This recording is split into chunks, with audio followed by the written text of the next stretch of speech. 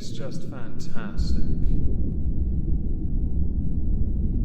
Captain's log, subdate 211111.1. Just when I thought the ones earlier in the month were too much. Anyway, the sketty from last night tasted amazing, and we have enough cacodium to sell to Alexlbnz for super brain force. Welcome everyone to the exhibition of stupid people. Today we're going to start with Claire Foy. Claire Foy is an actress. I'm also going to insert this now. You're going to notice a very much prevailing theme throughout all of this. Please do let me know in the comments if you get it early. In recent years, there have been calls in Hollywood for bigger roles for women beyond just being the wife or mother of a male protagonist or famous historical figure. More recently, the likes of Gal Gadot's Wonder Woman and Brie Larson's wooden Captain Marvel have established a new era of strong female superheroes smashing comic book baddies in their solo movies, which has a stale generic formula now. It's been 10-11 years. Please stop them. Can we have something different now, please? And no more reboots. Claire Foy, who features in a show on Netflix called The Crown, has spoken up about this by pointing out that female characters in superhero movies are typically more masculine, being quoted as saying, "It's to underestimate the fact that women have for centuries been wives and mothers and still are. That's denying our entire history of what it means to be a woman. I'm interested in what she's doing and what she thinks and what she believes. I don't ever want to say I'm never playing a part that is supporting or someone's wife, because they exist, and if you can give them a voice, you should." Also saying that she would rather that, instead of just making all these female characters that are basically just men but look like women. The superhero women who can fly, punch men in the face, that sort of stuff. I wonder if anyone can tell why people weren't best impressed with that particular quote. I mean, she's not wrong about, for example, Captain Marvel, a character I have spoken about on my Twitch streams quite a lot, more recently when asked about it. Because I've kind of gone off superhero movies, I stopped with Endgame. But in Endgame there was a scene where you have all the ladies together, and yes, it is derived from a comic, but you couldn't help but notice in the middle of a battle, not a single one had a scratch on them. Very empowering, I know. But also to add to that, the fact that the character development of Captain Marvel, well, made her look about as real as a piece of thick plastic. Actress Carey Mulligan disagrees with Claire Foy's analysis, saying, "For most of the actresses I know, it's about going where the better writing is. Films tend to provide a lot for men in terms of great leading roles and not so much for women. So you can do Big Little Lies and have 4 to 6 extraordinary roles written for women, where there'd be maybe one or half of one in a couple of films. I just want to play the most interesting, complicated real person, and interesting, complicated real people in film are really rare. You don't suppose because they're not as real as you think, do you? One has to wonder. But also at the same time, films as a business has to appeal to a wider demographic. As interesting as you want to make that for yourself, you have to think of what the customer would want. It's why many of those all-women reboots have gone and flopped." So next, I saw this courtesy of Sarusa on Twitter, and I'm not going to shade Sarusa for this, but she, like many, had a few thoughts when it came to Salt Bae opening up a new restaurant. Because while the prices of the meals are extraordinarily high because of that quality of the salt, yo. Why am I doing a hand gesture? I'm a voice. What is wrong with you, Meg? The salary for the position for chef de partie is, well, £12 to £13 an hour. As some of the steaks go for over 1,000, people, tend to get quite annoyed about this. And I thought I'd just go through it quickly. The wage is, for example, equivalent to a side of mashed potatoes or sweet corn at the trendy eatery. Or as I like to think of it, a big black hole for you to throw your money at somebody. The listing says that it is an amazing opportunity for an experienced chef de partie to join Nusret's team in the new restaurant in London. As a chef de partie, you will be working with some of the finest ingredients from the UK.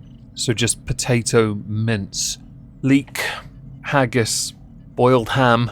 That's about it, really. That's the finest cuisine. Oh, and we like paprika. We're spicy like that. Continuing to say, you will play a vital part in a large team and you'll support the head chef during service. To the successful candidate, Nusret London offers a highly competitive salary and excellent opportunities to develop a global career. When people get really annoyed about this, I find it very amusing, because you're getting annoyed that a business is offering an entry-level, wage. It's capitalism, what did you expect? Did you expect the wages to match a percentage of the stake? Because that's not how this works. That's not how Salt Bae has made his millions, beyond being a massive meme. He did it because he built a business on this ridiculous idea of high-quality steak. If you want high-quality steak, just go to your butchers. Oh, but it has to be done to perfection and covered in gold leaf. Oh my god, that's so good. Delusional. And as far as the wage goes, who cares?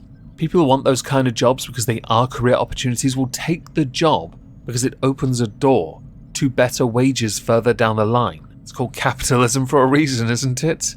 Would you expect them to all earn exactly the same? Please. For the next 5, let's say, stories that all tie into one subject because it's one big theme, I'm going to insert a disclaimer. I am not going to provide my opinion because I'm going to let the stupidity speak for itself. With that in mind, we're now going to talk about what could well get this video demonetized: animal abuse.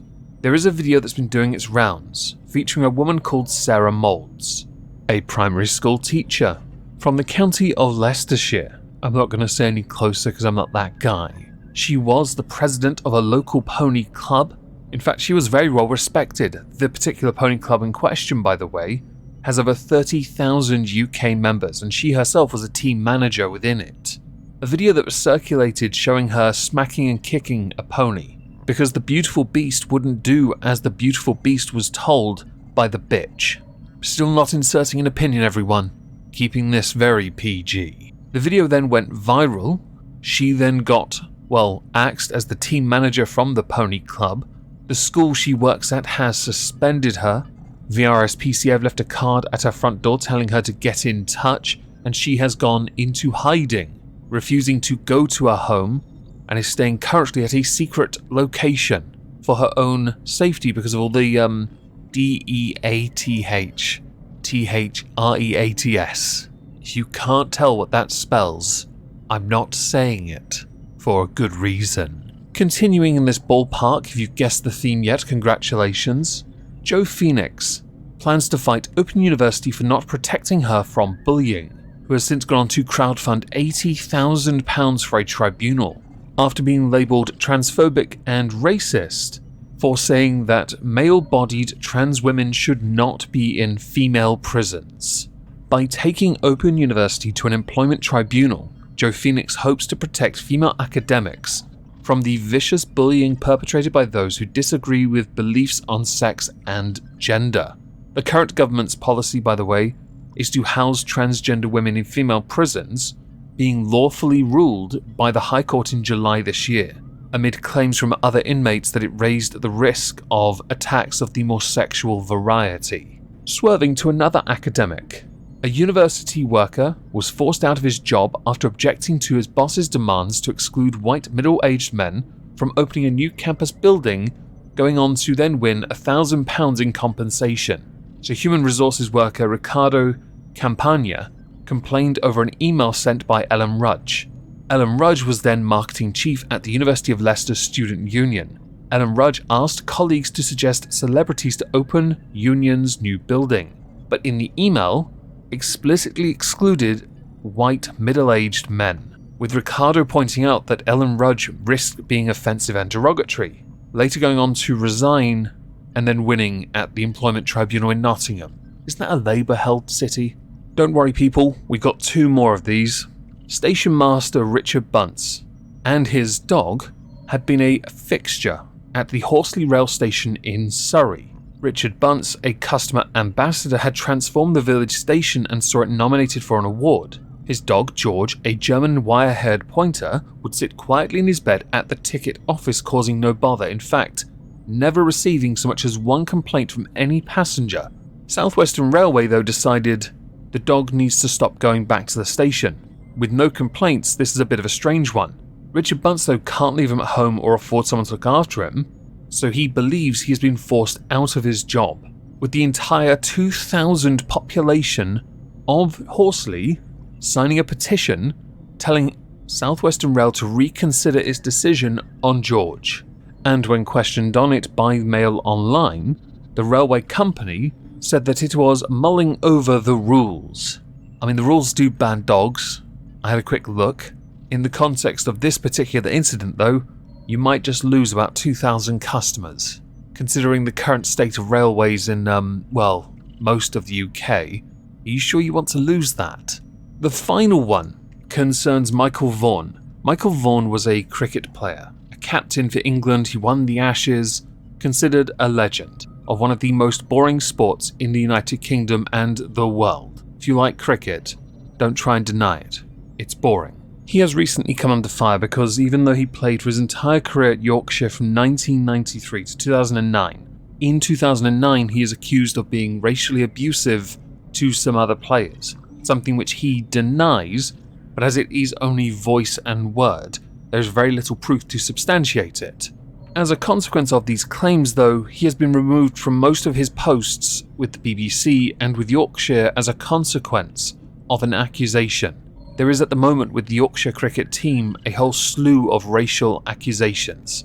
It at the moment is very murky territory, so I cannot comment on it until it is finished. But I can comment on the part where someone loses their job on accusation alone. I thought we lived in a society of innocence until proven guilty, right? Acting like a reactionary for the sake of optics. Very interesting. Anyway, as we're done, I want to know what you think. If you got the theme, congratulations. As a final thing, I'm going to be on Twitch tonight. If I don't see you there, have a great day. Smash like, share the video, please do that. It greatly helps the video and the channel. And thank you all very much for listening.